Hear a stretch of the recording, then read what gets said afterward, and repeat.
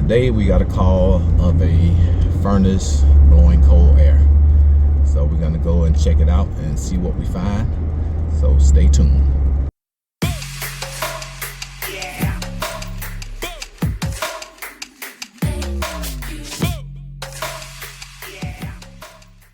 So this is the unit, and the first thing I noticed, it is lighting up.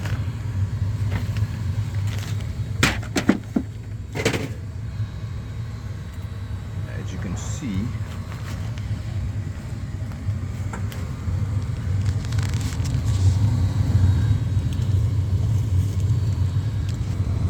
that's our window to check to see if we got any error codes. But I did notice it lighting and then cutting off and relighting. So let's open it up and see. So we got it opened up,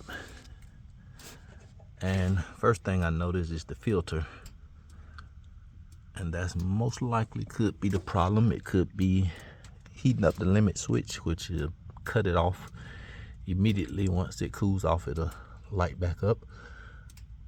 But let's see what we get.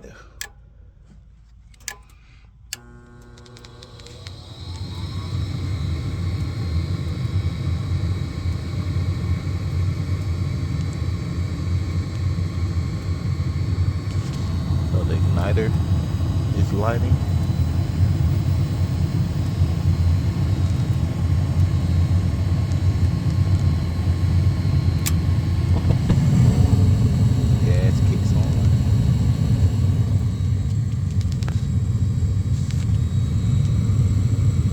Constant signal,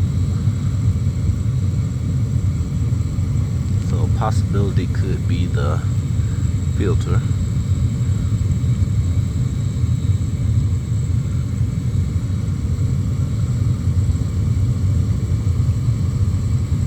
So we'll turn it off and change the filter out.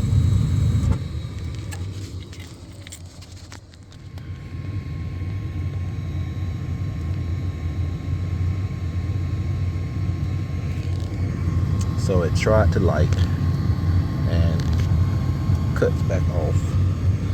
So let's check the flame sensor to see. Because right now it's not giving us an error code. Well, let's check and see.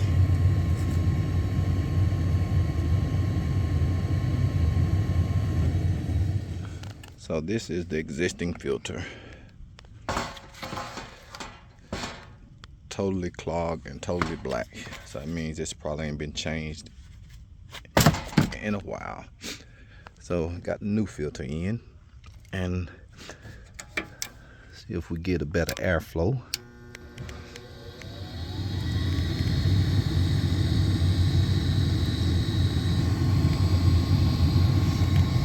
See our igniter.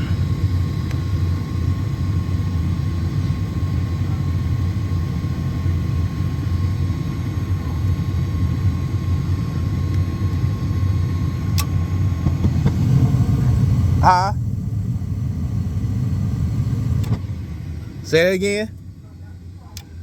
Well, one, the filter ain't never been changed.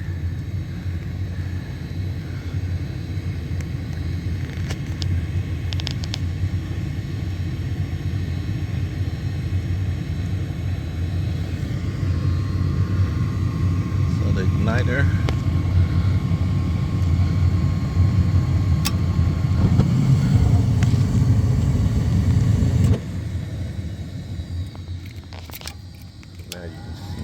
Cutting off and on. So let's check the flame sensor, see what error code we get, if we get any.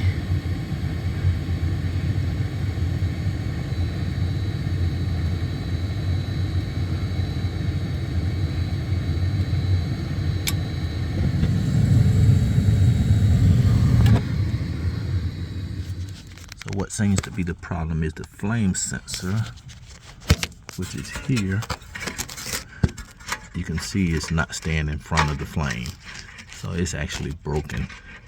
So what's happening is actually kicking out here, and and it's not getting the impact of the flame, and it's shutting off. So I'm going to replace this with a new flame sensor switch and see if that solves the problem.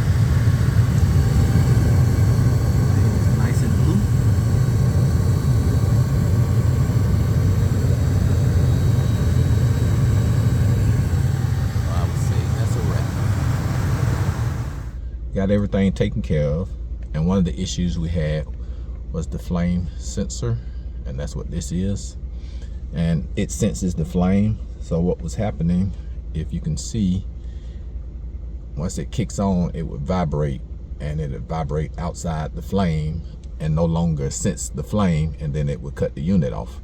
So that was one of the issues. You can see it has a lot of movement in it, and that's just because it's cracked, as you can see.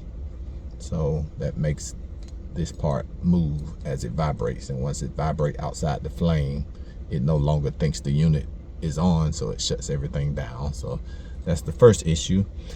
After that, it was the airflow, which was setting the high limit switch off. So of course I'll show you the filter, which was totally clogged, and after I changed the filter and got it set up, the airflow, I noticed I guess it was some padding at the bottom of the unit. As soon as you turn the unit on, it would suck the padding up to the bottom of the motor, and that was cutting off the airflow also. So took care of those two issues, and we solved the problem. So first was the limit switch, and then was the airflow. So usually if you have bad airflow, it's gonna turn your unit off because it's overheating. So make sure you change your filters at least every 3 months or whatever's required, depending on where your unit sits. So don't forget to hit that like button and subscribe, and hit the notification for more upcoming videos. We'll talk to you later.